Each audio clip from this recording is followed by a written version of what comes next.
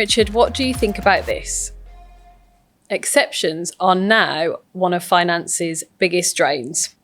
I think that they've always been one of finance's biggest drains. Do you think that AI could help with exceptions? There are processes that agentic AI can help with, because a lot of these things are about matching and patterns. Mm-hmm. You can train something to do that. A customer receives an invoice and it's got a wrong amount on, so that could be an exception. What else? Yeah, I think invoices received where there are no purchase orders or goods received notes on them. I think items on a bank statement that don't match an invoice that was sent out. These are small things, but obviously when we bring them all together, they make a big impact. So how do you think that finance teams can reduce the effect of this impact? So I think the finance teams have to stop working in silos, and they have to recognise that they are interdependent levers, and that the things that they do, the impact in AP can impact AR and cash management.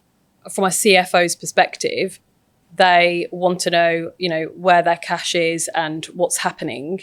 But then underneath all of that, there's this activity that's happening in silos. So to get the overall picture is not going to be an easy task, is it? Exactly. And the data they're working with is always out of date because of the exception. So that just builds. So in order to get an accurate picture of what's going on, there has to be a lot done around the exception process. From a data perspective, from an AI perspective, what's the starting point? Typically, businesses will work around KPIs. It's the best single measure to work out how well you're doing. I think benchmarking yourself against other organisations is a really good way for a CFO to work out if they're doing good or not. Days payables outstanding is an interesting KPI. The speed at which you can match a purchase order to an invoice and a goods received note, if that's what you do, absolutely critical to reducing that number. One of the considerations is automating that exceptions process within, am I going to pay this invoice or not, allowing AI to make that decision on maybe those smaller value invoices.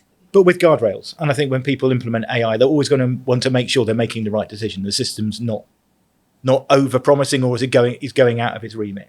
We've got to remember the result of this is, for the CFO, because my DPO is going down and I'm able to see the invoices I'm going to pay much more accurately, that my cash forecasting is going to be so much more accurate. And I can make better investment decisions based on that cash forecast. That then improves liquidity.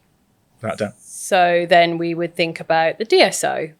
So we are looking at automating cash application. And this is a big area for businesses. We know this is still a very manual process. Yeah. No matter how sophisticated your ERP is. That cash application is quite difficult dealing with the exception. So 90% you could probably throw through without any problem at all. It's just where it doesn't match. It's really messy to do it. If you have better visibility of the money coming in, so you know that the money that's come in belongs to this invoice, therefore I can use it, then you can help AP, who can make better decisions around the payments they're making out.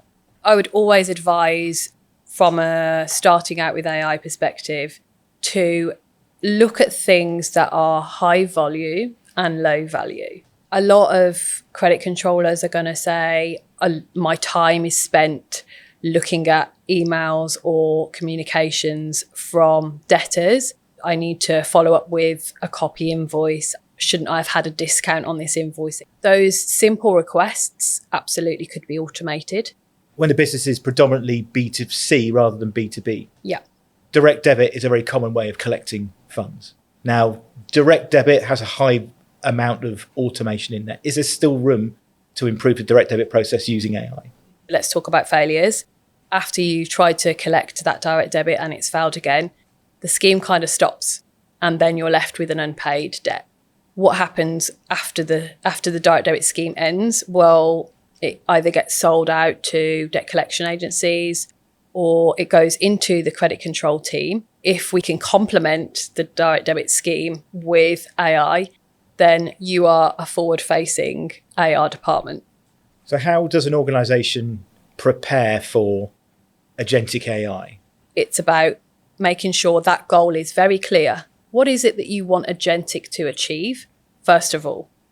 And from that, what data does agentic need in order to achieve that goal? What processes exist within that goal? You're breaking it down into small chunks. How important do you think there is some sort of human intervention in some of these processes? we wouldn't be deploying agentic without a human in the loop. Certainly not yet. Yes, AI can reason and it has the data, but there are intricacies that AI can't deal with. And that's where that human has to come in and apply their own logic.